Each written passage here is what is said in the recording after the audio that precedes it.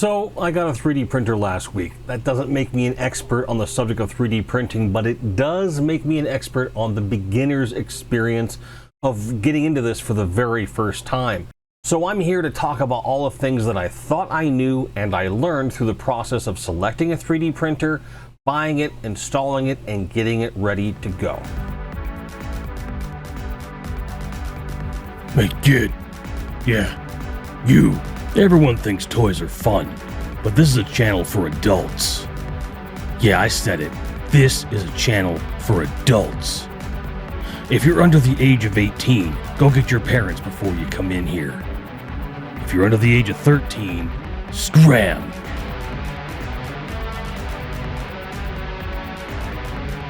Let's get on with the show.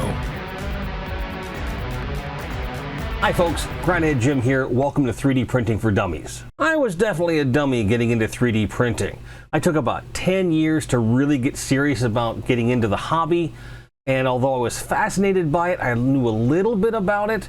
Until you actually did make that decision, I'm getting a 3D printer, there's so much under the hood you just will not and cannot understand until you actually get the thing in front of you.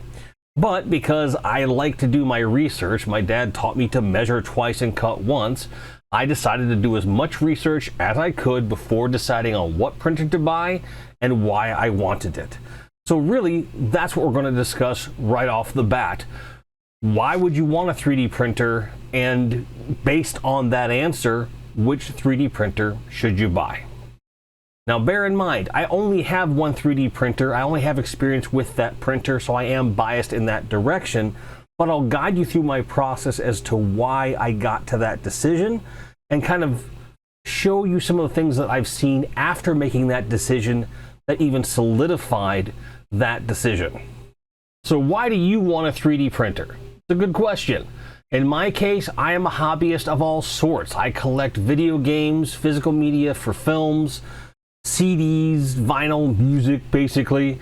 I also collect toys, as you can see, and there's lots of display options, organizational things, tons of household items, just a myriad of things one can make with 3D printers that will save you money on supplies in the long run. So for me, that was my primary goal, to make the art of collecting and displaying something a much easier thing for me to navigate. In layman's terms, this means action figure stands and similar items. Lots of them. And sure, there's plenty of other things that you can make with a 3D printer, so don't take it as if you aren't like me and you're doing this for the toys and displaying collections, that this is not for you. There's plenty of functional gadgets and lots of fun stuff that you can do with a 3D printer. And as a matter of fact, if you have any experience in CAD design or engineering, even woodworking, no matter what you like to do with those skills, I think a 3D printer is something you definitely need to look into, just because you'd be really good at it. Now, most people that know anything about 3D printing will be the first to tell you this is not a plug-and-play appliance or hobby. There's a lot of tweaking involved in things that you have to do to make the printer begin to work properly and continue to work properly. So that's something to bear in mind. If you don't have time to sink into a hobby, or you don't want to find time to sink into a hobby, this may not be the thing for you. We're at least 5 to 10 years away from what I would consider a plug-and-play home appliance application for 3D printing. That's not that far off, but I kind of feel like, for me, this was the right time to get in the door because we're right in that smack middle, where your early adopters at the consumer level about 10, 15 years ago, where you really started to hear about it, just word of mouth, let alone anything else. And now where it's like there's a huge maker community, there's tons of stuff out there to be printed, remixed, design is easier, there's more options than ever before. And with all of that being put together, plus the fact that I'm reaching a bit of an apex with my toy collection, it was time to invest in something else. So that's why I made the decision for me. Okay, so you're still with me. You want to get a 3D printer. Awesome. Which one do you get? There are hundreds of printers, scores of which from each manufacturer. They all meet different needs with different types of material for different types of needs. So the ones you're going to be most familiar with are filament printers, which use just that stringy plastic that goes into an extruder and out comes plastic. There are many different types of filament with many different types of materials, different ways you can do things. It's not just a one type of hard plastic. You can print flexible things, glow-in-the-dark things, wood-based things, the list goes on. Probably the most versatile of all the types of printers out there, the most affordable and accessible for most people. And as a result, I think that's going to be the choice for most folks. And sure, resin printers are also getting to this place where they're consumer friendly, they're relatively accessible, and they're really useful for toys, models, things like that, among other things.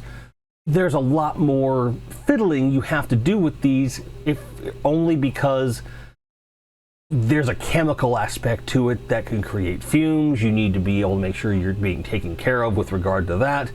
So that becomes something that you really have to take into consideration. So for most folks starting out, a filament printer is going to be the way to go. So now I made that decision. Which one do I want? And the questions that I wanted to ask was, what kind of support is out there for the printer that I want? What do I need a printer to be able to do? So what do I need the printer to do in terms of functionality? What kind of feature set do I need?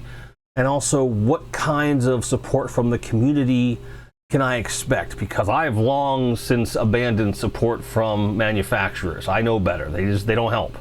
So you want to be able to commune with people that know what they're doing with these types of printers. And after going through a wide range of brands, being very impressed with the results that I'm seeing, I really came down to something that is a more or less tried and true printer within the space. I got a Creality Ender 3 S1 Pro. The S1 Pro is somewhat unique in that they took the Ender 3 model and took a lot of community mods that had been made, suggested, finagled, and then built them into the unit so you had the most well-rounded, accessible printer that they could possibly make at the time.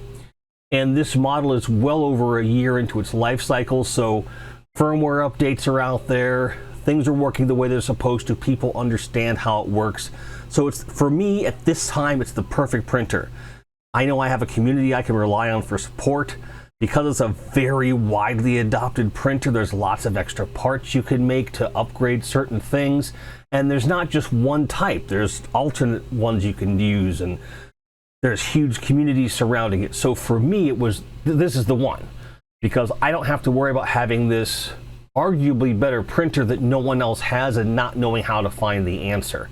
So when I'm just starting out, I need to learn the terminology, I need to know like how things work relatively. And having something that a lot of people can share the experience in makes the most sense for me. Once I made the decision to purchase the printer, the next step is to figure out the things I'll need to ensure I don't have to come to a dead halt once I've assembled the printer and have nothing to do. Number one on that list is filament. There's a lot of brands out there in different types, and there's really good videos on the subject of all the different types of filament that you can use in one of these printers. But I stick with PLA because that's the most commonly used one. It's one of the most versatile. And there's other ones I'm going to try, like PETG and so forth, which is another reason I got the S1 Pro, is that it handles one of the widest ranges of filament that are out there. So now I know I need filament. Which ones do I get? Of course, Creality makes their own. It's a bit pricey. I wanted to go in a different direction because I don't know what I'm doing yet, so I want to be able to waste filament and not spend too much money. So I have found between Tech Bears, Sunlu, and Amolin that those price points really hit the mark. They have pretty darn good reviews on Amazon and in other places, and my experience with those filaments to date has been nothing but very satisfactory. So those are the ones that I went with. You can choose whatever you want. I also want to give a shout out to Polymaker PLA. I have a roll coming from them very soon. I haven't gotten to try it yet, but it also has massively good reviews and the pricing is right. So those are my recommendations. Links to all of them will be in the description. The printer itself also comes with a pretty nice wide range of tools, some of which you'll want to upgrade, some of which you won't need right away, etc. ad nausea. One of the things that I read is that the nozzle cleaner is absolute crap. So I bought a whole bunch of these nozzle cleaners off Amazon for next to nothing. And I've also heard and read since, and in my experience, an actual nozzle clog is relatively rare. But my thought process then, as it is now, is that I'd rather have a nozzle declogger and not need it than need it and not have it. So I got those. I also got myself some water-based glue stick. It's washable, and it's a specific brand that a few people have recommended. This is called Avery, and this is for those really delicate prints where you want to make sure things stick to the bed. It washes right off, and it makes things super easy. Just falls under the realm of better to have it and not need it than need it and not have it, right? Also recommended is Loctite or super glue for gluing prints together when you have separate pieces and so forth. That's a good thing to have on hand. Rulers, a cutting pad, tons of things you could get but may not necessarily need depending upon what you're trying to print. You might be surprised to learn that most of the things you'll need the most from a 3D printer you can just 3D print, which seems counterintuitive, especially if you have any problems getting this thing set up in the first place. So let's talk about that. When I first received my 3D printer, it sat overnight. It was very difficult. It was like being a kid on Christmas Eve and knowing what you got. But the next morning I woke up, assembled it with the help of a couple different YouTube videos that had different angles and different ways of approaching it to help me make a decision on how best to interpret the instructions to my needs. But I'll tell you, aside from being a little scared to plug in small wires, it really went off without a hitch. In less than an hour, I was off to the races. And if you're more confident than I am with these types of connectors, you'd be there a lot faster. Once it's all together, you pop it on, yay, it's working. Now, one tool that I left out in the specific case of my printer is one that applies to many printers. Most printers can use this tool. It's called the Creality Sonic Pad. It's essentially a tablet / Raspberry Pi-esque device that really is an external computer for your printer.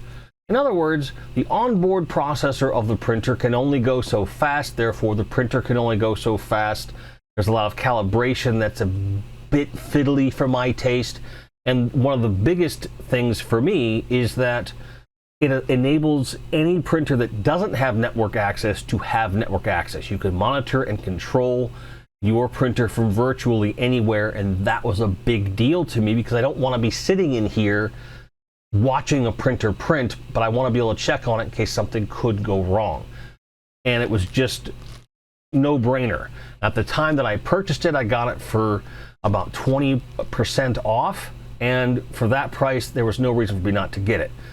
Some folks are going to tell you a lot of different things about a lot of different things, from printers to PLA, filaments, and accessories, and they're all going to say that you did the wrong thing because they do it a different way.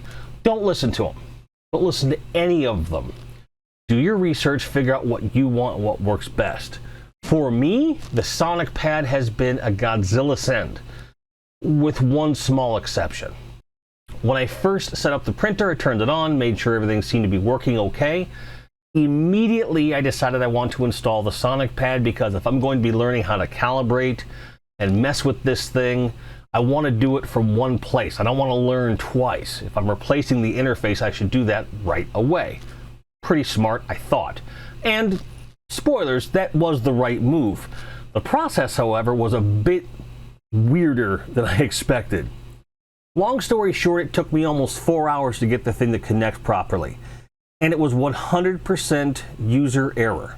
I saw this icon on my printer, and being that it's a gray outline on a black background, seeing the SD card contacts in the color, I thought was, oh, just to make sure I know it's an SD card. No, it means you literally have to put the SD card in upside down. I'll repeat that. You have to put the SD card in upside down for it to read. I'm going to come clean. 3 hours and 45 minutes of that setup time was me not putting the SD card in upside down. So make certain you know which way it's supposed to go. And the fast track to getting that information was thinking that my printer just wasn't reading SD cards and looking up on Reddit what it could possibly be. And within 3 comments, I see, make sure you're putting the SD card in upside down because that's the only way it'll read. And it worked. I know I'm harping on this, but the fact is, had I known that or understood that or read the icon properly, I would have had a much shorter calibration experience than I in fact had. So now, instead of trying to print all afternoon to get things the way I wanted to so I could do some fun evening prints, I'm now just getting into the calibration phase. And that's a whole ball of wax in and of itself. This involves some physical springs that are on the bed. And I read some things about calibration, and there's a relatively small but vocal minority of folks that really swear by silicon supports that are a replacement for the springs. Now, the springs can produce wonderful prints, but the springs that come with the printer, they're not that strong. They tend to fail. They go out of whack all the time. And I knew I was going to replace them anyway. But after seeing some of the results on YouTube and from other group members that I belong to, and seeing how well they were dealing with the silicone supports, I went ahead and bit the bullet and bought them. And they're next to nothing in terms of cost. Once I installed them, a lot of my print problems were solved.